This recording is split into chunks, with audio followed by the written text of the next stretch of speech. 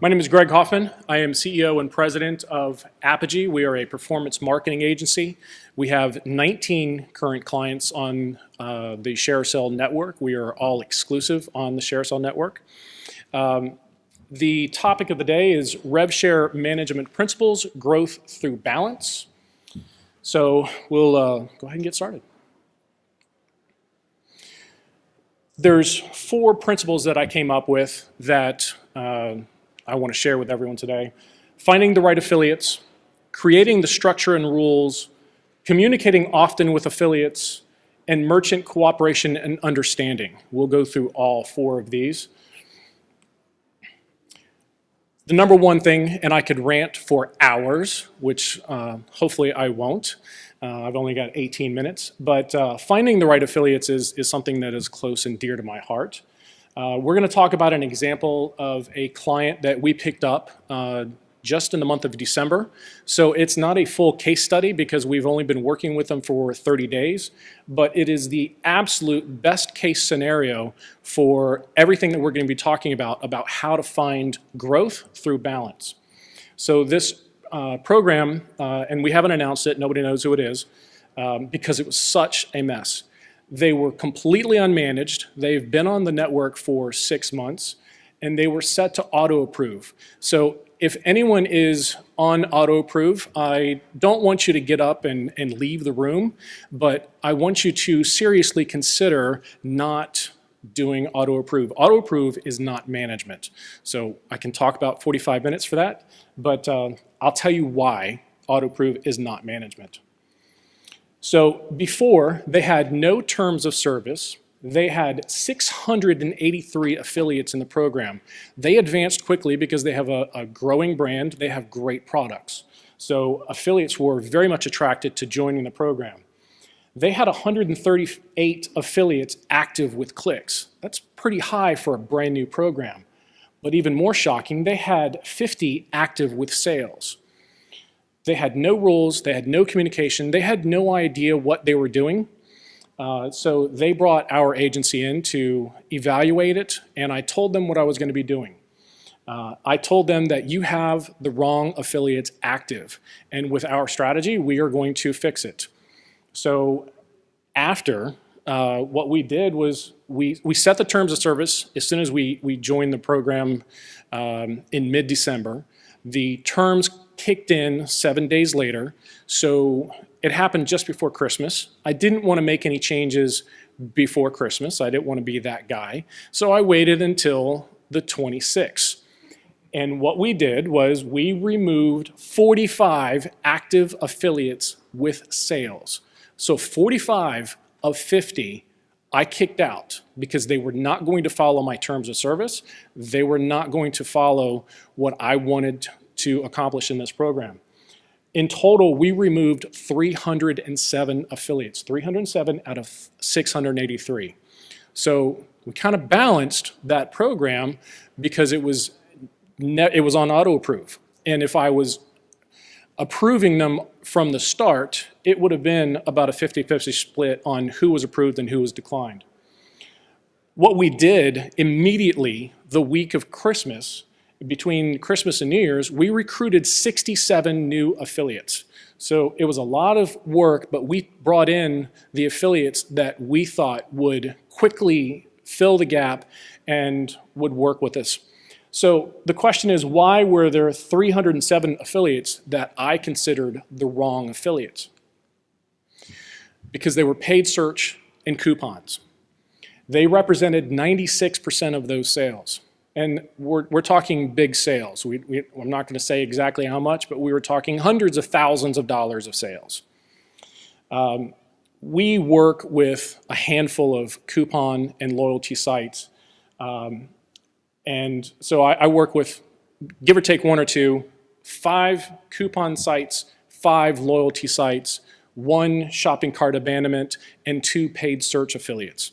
So those are the affiliates that I classify as corporate affiliates. Those are the ones that are a little bit bigger in business. They're going to make easy sales, but I still work with them. I work with ones that I know are going to work with us. So for coupon and loyalty, the rules are they must obey. They absolutely have to understand our rules, and we enforce them on a daily basis. And these coupon and loyalty affiliates, we have personally met at Affiliate Summit or other shows over the last 10 years. So they know I'm serious. They know that if they don't follow our rules, they won't be in any of our programs. And if they flagrantly violate one of our rules in one program, they're going to lose out on 18 more. So what we do with coupon is we lower their commission. If the default commission is 10%, we are going to pay the coupon affiliates 2%. We want to keep these 5 coupon affiliates in there, but we know that they're not adding as much value as content affiliates. So they understand this, they agree to it, they know it's coming, they're only going to get 2%. I want clean landing pages. I'm very adamant about the landing pages that coupon sites create for us. I want real codes that are coming through the affiliate network. I want nothing but codes that the merchant would be happy to see on that landing page, and I never want to see any competitor codes on that landing page. There are some big coupon sites out there that will put your competitors in the landing pages as suggested coupon codes. And that's in my terms of service. You can never do that, but coupon sites don't necessarily read terms of service. So I also limit their paid search capability because some merchants have their own coupon-based paid search, and I want to make sure that my coupon affiliates are never above the brand coupon. So paid search, I'll talk about them quickly. There's only 2 paid search affiliates that I trust in the world. I put them in there. They are not related. They are head-to-head competitors. But at this show, you will find thousands of paid search affiliates. I only work with 2 of them. I have to approve all their ads. The basic tenet is that they cannot just buy the trademark terms. I want them to reinvest the easy money that they make off the trademark and put it into the long tail keywords.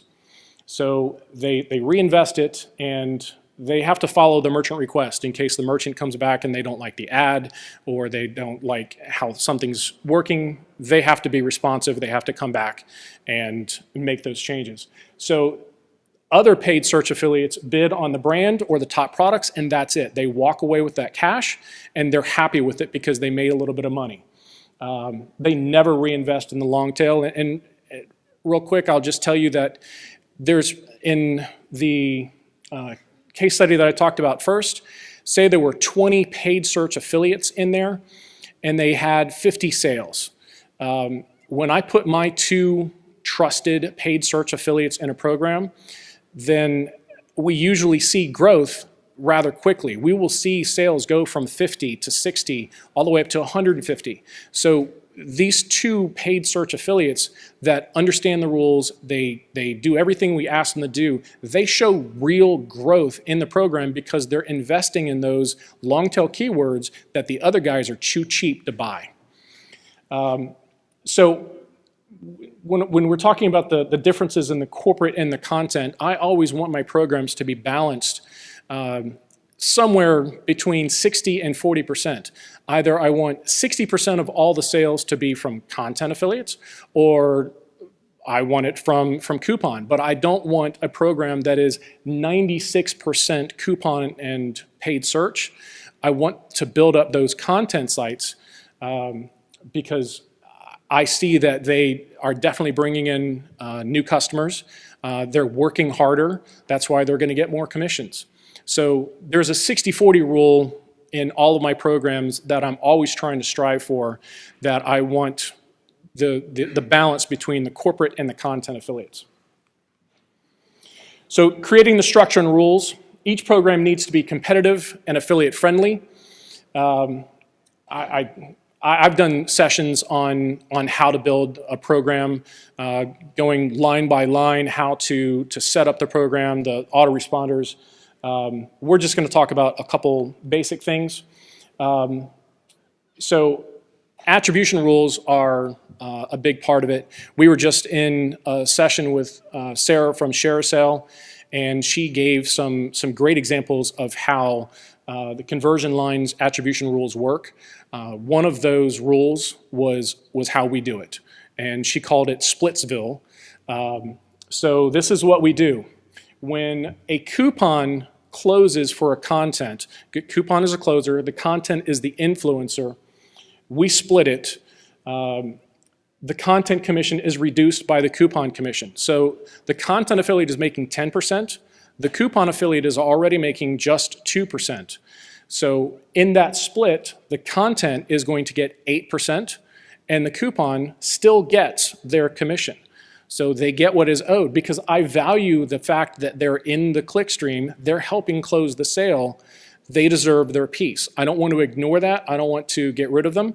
The merchant ends up not paying anything more. But it works very well, and Sarah did say that the splitting is one of the best case studies that she's seen in the network. So we really like that rule, and we make sure that it works.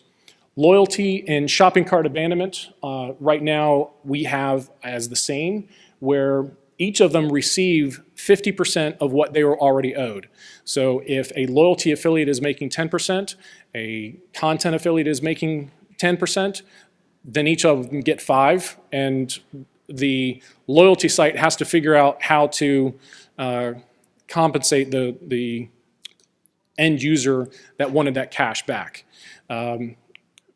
And it's a very small percentage of sales that we see that are coming through the conversion lines.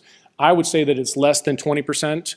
I think Sarah saw in her research that it was about 23% of the transactions. Some of them we've seen around 20, some of them we've seen around 5%. So the conversion line tracking is in a very small percentage of the sales, but it gives the content affiliates a huge boost that they've got a higher conversion, they're making a lot more money. We have one content affiliate that during the month of December, we made sure the rule was in place and was enforced, and this affiliate made an extra $10,000 in commissions because we made sure that she was part of that clickstream. We had an affiliate, a corporate affiliate, that was closing a very large percentage of her sales. And she was doing a great job. We value her traffic, but the corporate affiliate was just taking credit for all of it. So we made sure that the rule was in place. And when you're talking about $10,000 extra, she was very happy. She gave up a small percentage of it, but in the end, she was happy that she was in our program and we had those rules in place. So communicating with affiliates, it's all about transparency. And there's my carrier pigeon photo. Thank you, Daniel. So you have to discuss problems immediately by Facebook groups, newsletters, private messages, email, carrier pigeon, whatever. You have to get out in front and you have to talk about your problems. I'm not going to go over the rest of those. I'm just going to tell you about what happened last year. We had a client that their tracking broke, and it became a mess very fast. So within 48 hours, we realized that tracking was not going to be fixed very soon. And so I went out, didn't talk to the brand because the brand was not very communicative at that point. We told affiliates, listen, tracking's broke. We don't know when it's going to get fixed. So you need to act accordingly. I'm not telling you what to do. I'm just telling you that as a manager, we are going to make this right. So if you are losing sales, we are going to make the brand pay for any lost commissions. But what you do from now on is up to you. I can't tell you to stay in the program. I can't tell you to leave, but I'm just telling you right now that there's a problem. It took 3 months to fix tracking. And all through the process, we were very transparent. We did everything we could to get the brand to get off their butts and fix it. But in the end, I forced them to write a very large check to the network. And We made sure that every affiliate that was due some type of commission, we made sure that they got their commission, and then we told the brand to kiss our ass. So we never said anything bad about the brand. We didn't comment about it, but we all have our opinions. But I just wanted to make sure that, we could talk about newsletters, we can talk about getting to know your affiliates, but I think you can build a better relationship by being honest and transparent and treating them like real people and not trying to put any PR spin on any type of angle. Get to know your affiliates and be honest with them. That's going to go a long way. Merchant cooperation and understanding. This is as important as finding the right affiliates. When you're really looking to grow your program and have some balance, the best programs have engaged merchants. Better relationships, better results. That is very true. We have a lot of clients that never talk to us. They don't answer our emails. They don't read my reports. But then we have a good group of merchants that will bend over backwards and do everything we ask and not necessarily nag, hey, what happened to our sales? We're part of their team. So for anyone that is an in-house manager, you have to have buy-in from your bosses, your presidents. Everyone that you report to needs to respect the affiliate channel. If that does not exist, you can still have success, but it's going to be limited compared to what it could be if your bosses were excited about the affiliate channel and what possibilities exist. So what we expect from our merchants is cooperation and communication because it leads to understanding and success. We of course want our merchants to give us a good data feed. We want good deals on a recurring basis. We want good banners, and whether or not we are creating those banners or they're creating them for us. I've had some great clients that actually showed up at Affiliate Summit. They've gone to CJU, they've gone to Share Sell Think Tank, and I love when a merchant wants to come and meet affiliates. We don't have any here this time, but we've certainly had a long list of merchants that are interested in learning more about the industry. We've got clients that do products for reviews. We've got some that don't.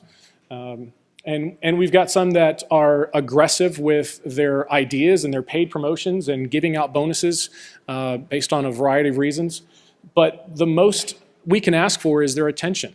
And maybe I need some attention every once in a while, but I'm happy that we are able to grow our programs without the attention, but it's usually on a limited scale where it's single-digit growth year over year, month over month, as opposed to double-digit or triple-digit.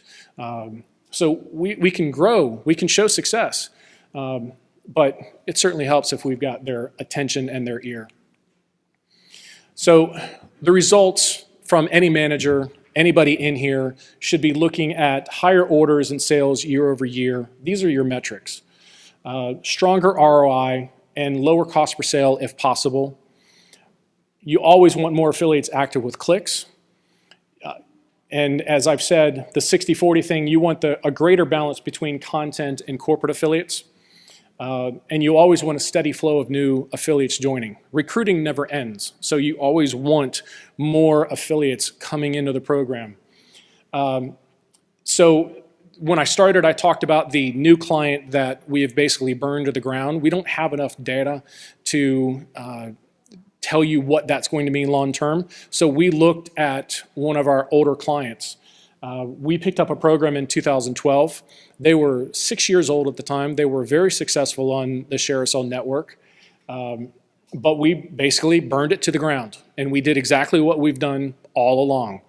And the growth has been 30% year over year, and altogether, as of December 31st, 2016, we had 177% growth since we took over the program. And we did exactly what we did to the other one. We went in there, we burned it to the ground, we kicked out a bunch of affiliates, we brought in the affiliates that we knew would work well with us and with the brand, and we've added 600 new affiliates. What we didn't put up there was that we've probably declined another 600 or 800 affiliates because we didn't think they would be the right fit. We've also, with that program, we've given out more sales and bonuses paid out than any other program. So it is the absolute definition of what it takes to find growth through balance, because we found the right affiliates, we created the structure and the rules, and we communicate with those affiliates often. But most importantly, that brand, that president of the company, president and owner, she is involved every single day. I can say, I want $1,000. And she's like, all right. And I would get it. And then she would say, wait. What if I gave you $2,000? What could we do with that? I'm like, I like this. This is the way it's supposed to work. And then I'll tell her what we're doing. And she'll, well, what if you did this? So it becomes a conversation. We've been doing this for 4 years. And that is why the program has grown so well, because we have that conversation. We have a balance. We have a give and take that has just really grown and has worked. I have other clients that I'll say, hey, what if we did this and we need $1,000? Well, why don't you take it out of your pocket? Oh, well, that's not necessarily how this works. Okay, then don't bother me. Just keep doing what you're doing. 9% growth is perfectly happy with us. We're good. So we're growing at 9%, but we're not growing at 30% year over year over year. So the whole point of this is that you can achieve growth through balance when you've got all these things going for you. And it's not always going to work, and not every single program is going to work, but you can at least try. So I know I've gone over my 18 minutes. We've got plenty of time for questions. I can go back in and go to any slide and talk for another 3 hours. So please ask me questions or tell me what you want me to go over, and I will certainly do so.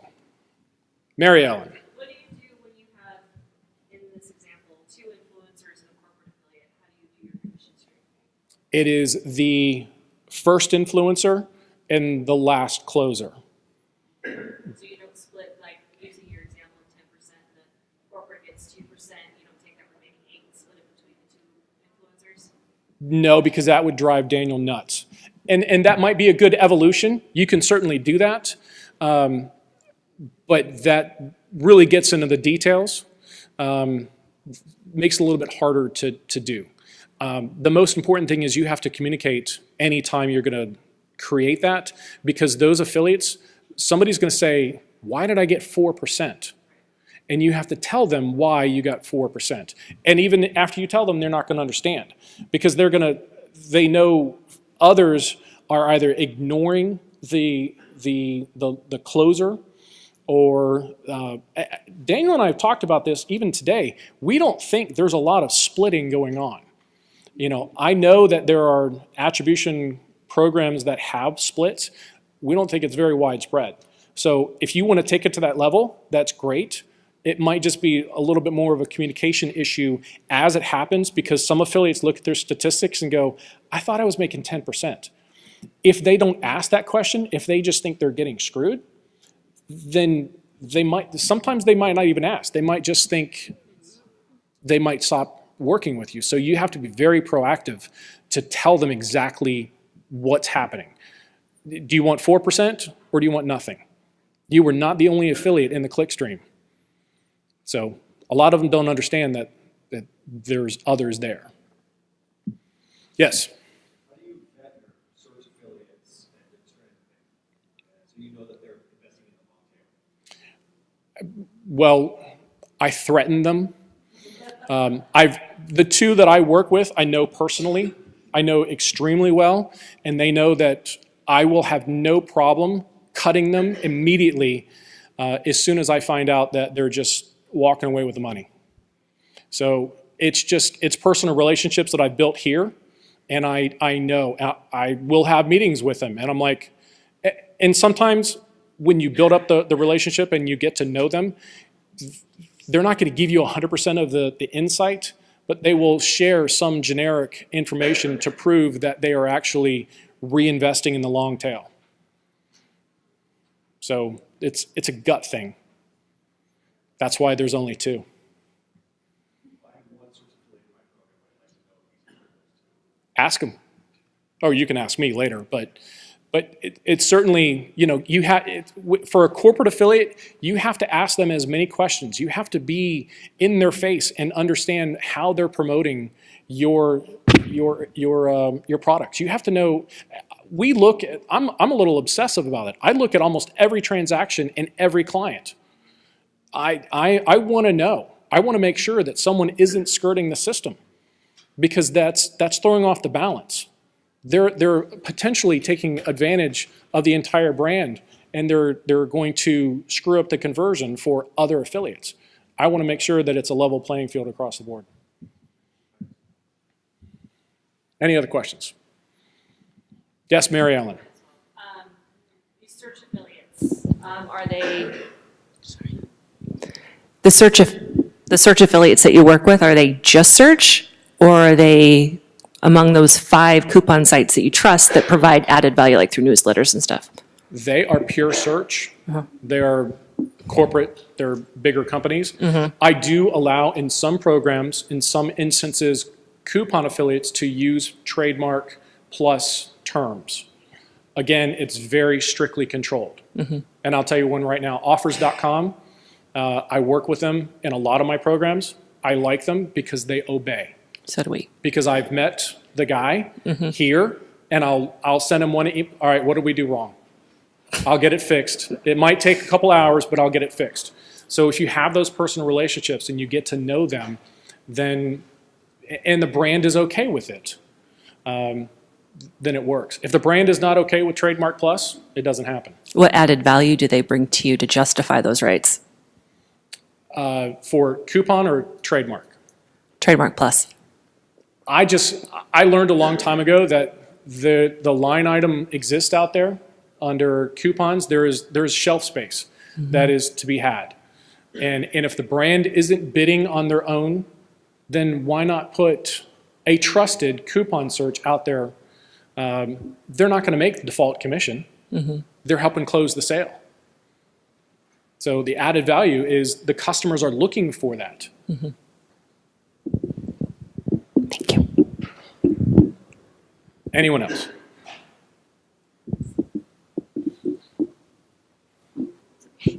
Thank you. Is there a particular type of affiliate that you see consistently rank or be very low performing amongst the clients that you have? Well, it wouldn't be the corporate affiliates. It would be the content affiliates. In any program, there's going to be 80% of the affiliates in the program that are not active at all. And I can go through any of my programs and I can pull out 50 or 100 affiliates that should be absolute rock stars. I accepted them into the program. They've got the perfect domain. I like their website. I like the people, and they'll never send one click. So that's just part of affiliate marketing. We got room for one question left. Anyone, come on. Come on, somebody in the back. Steven. Are the Cubs going to repeat? Statistically speaking, no, they're not. Apparently the Red Sox have better odds here in Vegas. And yes, I am a Cubs fan. Okay, thank you. All right, that's it. Thank you very much.